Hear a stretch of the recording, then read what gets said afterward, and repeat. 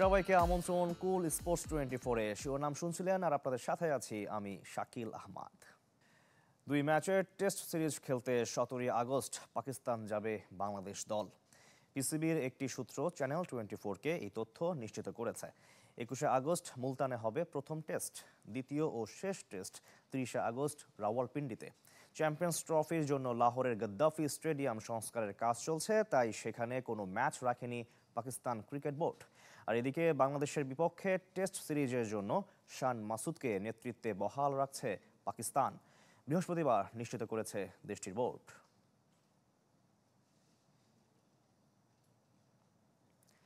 ভারত পাকিস্তানকে নিয়ে ত্রিদেশীয় সিরিজ আয়োজনের প্রস্তাব দিয়েছে ক্রিকেট অস্ট্রেলিয়া।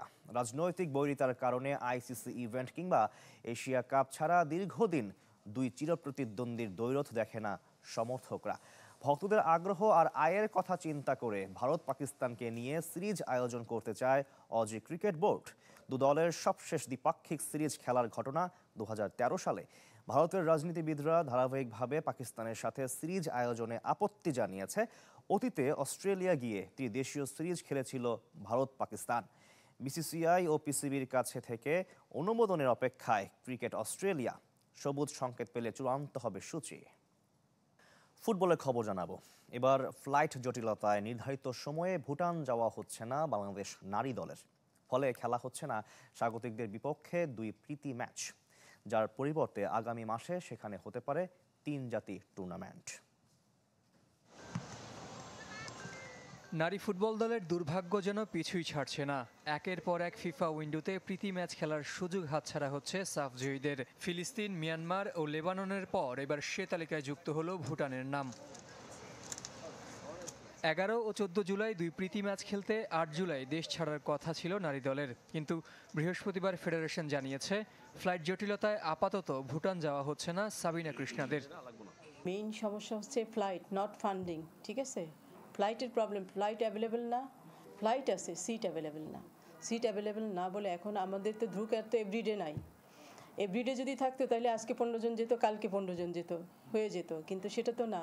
আমি যদি 8 তারিখে 15 জনকে পাঠাই, আমার নেক্সট ফ্লাইটে আমি আবার সিট পাবো 22 তারিখে, তো সম্ভব না। নির্ধারিত 2 প্রীতি ম্যাচের পরিকল্পনা ভেস্তে যাওয়ায় বিকল্প ভাবছে 2 ফেডারেশন। এ মাসের শেষে কিংবা আগস্টের শুরুর দিকে হতে পারে 3 জাতি টুর্নামেন্ট।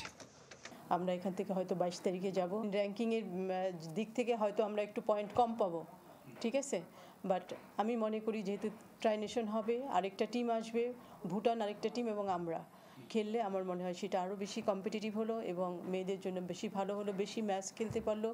আর আমরা আশা করি সেটা হয়তো স্ট্রং টিম হবে। সাফ চ্যাম্পিয়ন হওয়ার পর র্যাঙ্কিংয়ে উন্নতি করতে শক্তিশালী দলগুলোর বিপক্ষে বেশি ম্যাচ খেলার ঘোষণা দিয়েছিল বাফুফে, কিন্তু বড় দলগুলোর অনীহায় অনেকটা বাধ্য হয়েই দুর্বল প্রতিপক্ষকে বেছে নিতে হয়েছিল ফেডারেশনকে। এখন সে ম্যাচগুলো ফসকে যাওয়ায় প্রশ্ন উঠেছে সাফ শ্রেষ্ঠত্ব ধরে রাখার মিশনে মেয়েদের পর্যাপ্ত প্রস্তুতি নিয়ে। জহির সাগর, চ্যানেল 24, ঢাকা। ইউরোর খবর। কোপা আমেরিকার মতো একই দিনে শুরু ইউরোর কোয়ার্টার ফাইনাল।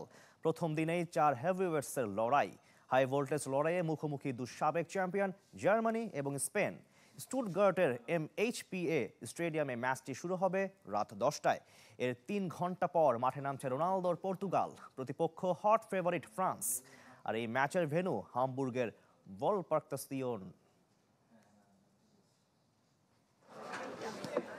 এবারের ইউরোয় সবগুলো ম্যাচ জিতে কোয়ার্টার ফাইনাল নিশ্চিত করা একমাত্র দল স্পেন। ফুটবলারদের সাম্প্রতিক ফর্ম, টেকনিক, ট্যাকটিসে শিরোপা জয়ের অন্যতম দাবিদার লা রোহা ফিউরি। দলে নেই কোনো ইনজুরি, ফিট স্কোয়াড পাচ্ছেন কোচ লুই দে লা ফন্তে। বিপরীতে স্পেনের বিপক্ষে ম্যাচের আগে পরিসংখ্যান সঙ্গী জার্মানির। আগের 4 কোয়ার্টার ফাইনালে স্বাগতিকদের বাদ পড়ার ইতিহাস নেই। ইউরোপের দেশগুলোর মধ্যে সবচেয়ে বেশি 19 বার শেষ 8-এর লড়াইয়ে ডিমেনশেফট। 4 ম্যাচের সবগুলোতে জিততে না পারলেও 10 গোল করে নিজেদের রেকর্ড ভেঙেছে নাগলসম্যানের দল। ডিফেন্সের শক্তি বাড়াতে ইনজুরি কাটিয়ে ফিরছেন জোনাথন টাহ। তবে ম্যাচের আগে কথার লড়াইয়ে 2 দল। তরুণ তুর্কি লামিনে ইয়ামাল যেমন স্পেনের তুরুপের তাস, তেমনি টনি ক্রুজে ভয় লা ফন্তের। Good qualities in counter pressing. জানি ইয়ামাল একজন প্রতিভাবান ফুটবলার, তবে কঠিন প্রতিপক্ষের বিরুদ্ধে ও কেমন করে সেটা দেখার বিষয়। সত্যি বলতে আমি ওকে নিয়ে যতটা না চিন্তিত তার চেয়ে বেশি ভাবছি জামাল মুসিয়ালাকে নিয়ে। Tomorrow will be very important to solve. Yo creo que respeto como menos nos tiene igual que nosotros. শক্তিমত্তায় আমরা জার্মানির চেয়ে এগিয়ে থেকে নামবো। এটা অঘোষিত ফাইনাল। টনি ক্রুজ গুরুত্বপূর্ণ একজন ফুটবলার, সুযোগ থাকলে তার পা বেঁধে রাখতাম। Simplemente sé el potencial que tenemos. ইউরোয় মুখোমুখি দেখায় 4 ম্যাচে 2 জয়ের বিপরীতে 1 হার স্পেনের। সবশেষ 2008-এর ফাইনালে জয় পেয়েছিল লা রোহা ফিউরিরা। এদিকে হামবুর্গে ফ্রান্স পর্তুগাল দ্বৈরথ ছাপিয়ে আলোচনায় রোনালদো। পর্তুগিজ সুপারস্টারকে এক নজর দেখতে এয়ারপোর্ট থেকে টিম হোটেল থেকে প্র্যাকটিস ভেন্যু পর্যন্ত হাজারো মানুষের জটলা।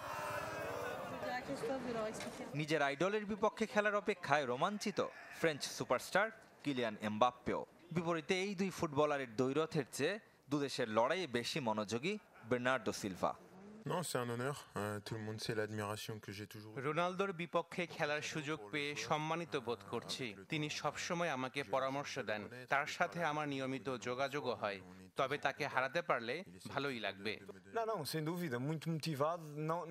এটা সত্য, এমবাপ্পে রোনালদো দুজনই দারুণ ফুটবলার, কিন্তু খেলাটা দুই দেশের মধ্যে হচ্ছে এবং দুই দলই জেতার জন্য মাঠে নামবে। আমরা শুধু ফোকাসটা ঠিক রাখতে চাই।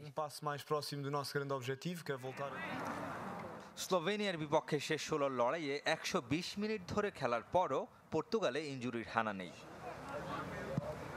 বিপরীতে 2 ম্যাচ হলুদ কার্ড দেখায় নিষেধাজ্ঞায় আদ্রিয়ান রেবিও। পর্তুগালের বিপক্ষে আগের 14 দেখায় 11 জয়ের বিপরীতে মাত্র 1 হার ফ্রান্সের। 5 ইউরোয় চতুর্থবারের মতো সেমিফাইনালে ওঠার লড়াই লেস ব্লুদের। Redwan Shoaib, channel 24। Biggest show on আর্থকে ঘিরে শেষ মুহূর্তের প্রস্তুতিতে ব্যস্ত প্যারিস। গেমস ভিলেজ নির্মাণ প্রায় শেষ। 18 জুলাই থেকে আসতে শুরু করবেন অ্যাথলেটরা, আর এরই মাঝে উন্মোচিত হয়েছে স্কেটবোর্ডিং, বিএমএক্স, ব্রেকিং এবং বাস্কেটবলের ভেন্যু। ফ্রাইগেস্ট প্রাচীন গ্রিস নগরীর কৃতদাসদের মুক্তির আন্দোলনে ব্যবহৃত লাল টুপিতে অবয়ব দিয়ে তৈরি এবারের প্যারিস অলিম্পিকের মাস্কট।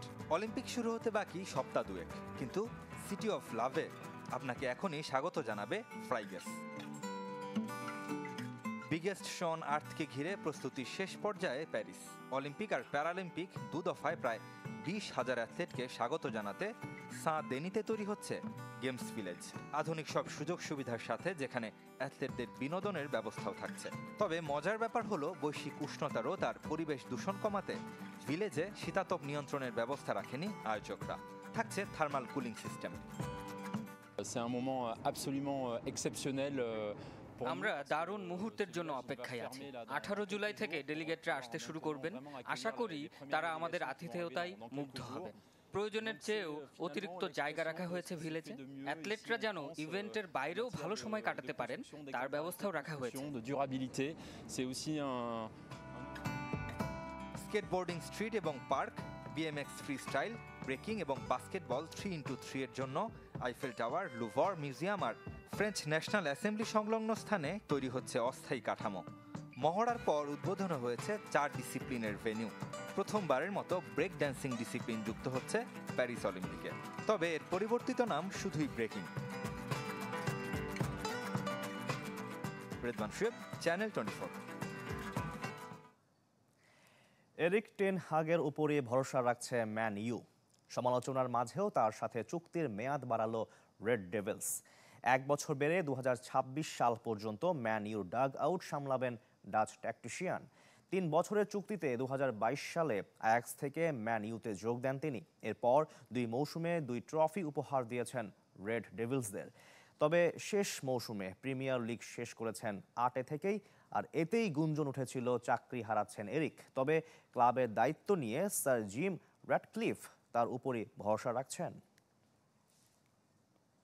আর এই ছিল কুল স্পোর্টস 24-এ। খেলার সব আপডেট ও রিপোর্টগুলো দেখতে ভিজিট করুন facebook.com/sports24team এই পেজে।